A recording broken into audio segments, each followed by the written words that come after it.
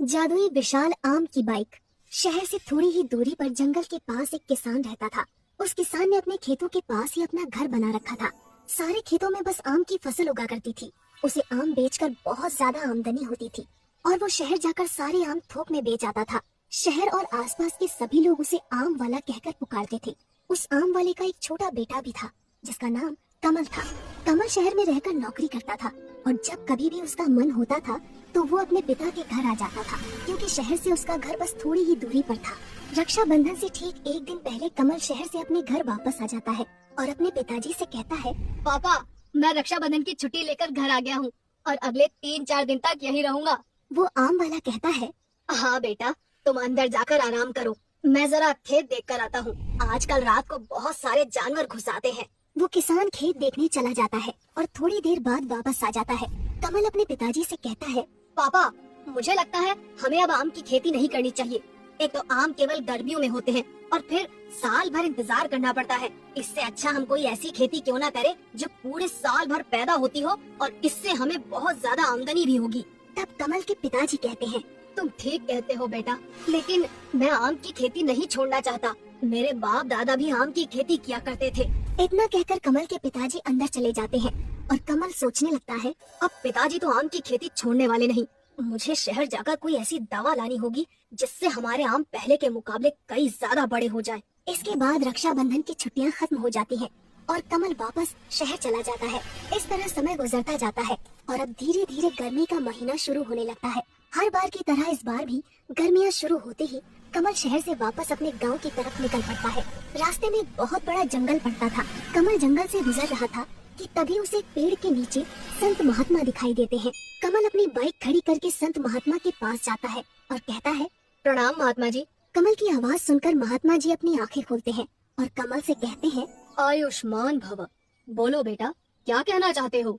कमल थोड़ा हिचकिचाते हुए कहता है, वो महात्मा जी, मेरे पिताजी सालों से आम की खेती करते आ रहे हैं, लेकिन आम की खेती से हमें ज्यादा पैसा नहीं मिलता। आप कोई उपाय बताइए ताकि हम ज्यादा से ज्यादा कमा सकें। तब वो महात्मा जी ध्यान लगाते हैं और उनके हाथ में एक दिव्य जल की मटकी प्रकट हो जाती है। महात्मा जी कमल से कहते हैं, बेटा, ये जादुई दिव्य जल है। इस मटकी के अंदर तुम जो कुछ भी रख दोगे वो जादुई हो जाएगा, लेकिन याद रहे, इसका उपयोग तुम केवल एक ही बार कर सकते हो।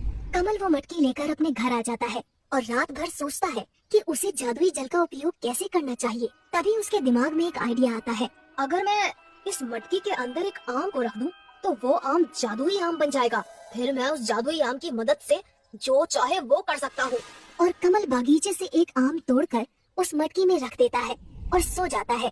अगली सुबह जब कमल सोकर उठता है तो उस मटकी का दिव्य जल गायब हो जाता है और उसके अंदर वो आम ज्यों का त्यों रखा हुआ था। कमल को महात्मा जी की बात याद आ जाती है। इस जादुई दिव्य जल का उपयोग तुम केवल एक ही बार कर सकते हो।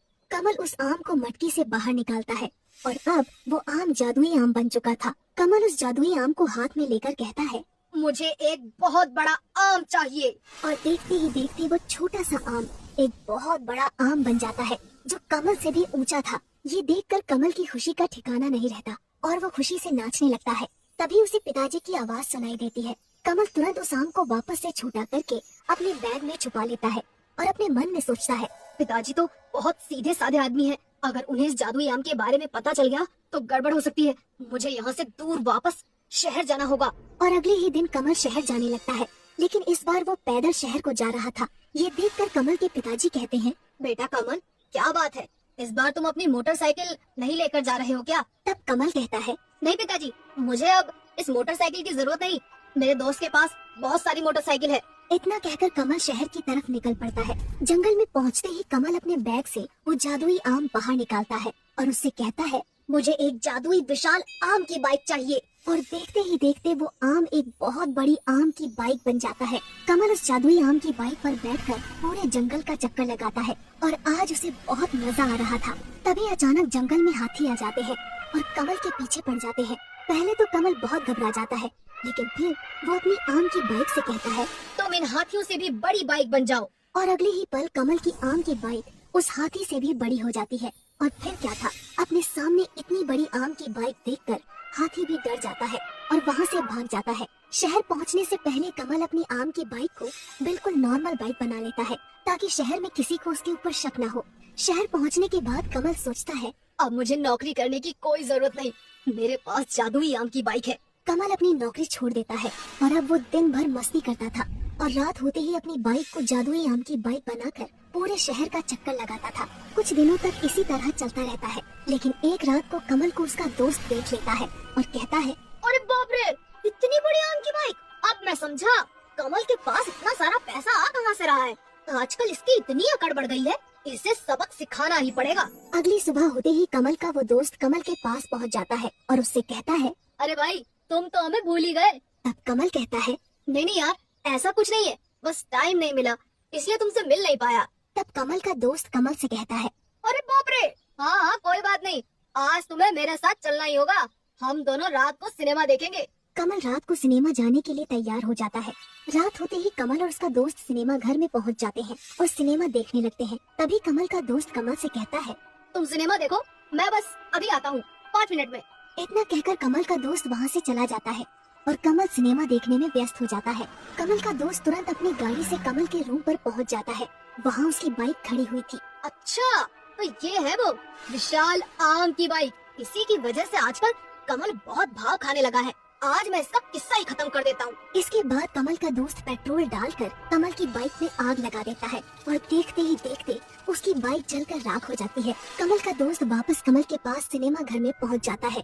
1 घंटे बाद सिनेमा खत्म हो जाता है और दोनों वापस अपने अपने घर की तरफ निकल पड़ते हैं। कमल जब अपने रूम पर पहुंचता है तो देखता है कि उसकी बाइक जलकर राख हो चुकी थी। वो रोने लगता है और कहता है, मेरी जादुई आम की बाइक ये तो जल चुकी है और मैंने तो नौकरी भी छोड़ दी है। अब फिर से नौकरी करनी पड़ेगी। इसीलिए कहा जाता है कि चाहे जो कुछ भी हो, हमें अपना कर्म छोड़कर आलसी नहीं बनना चाहिए।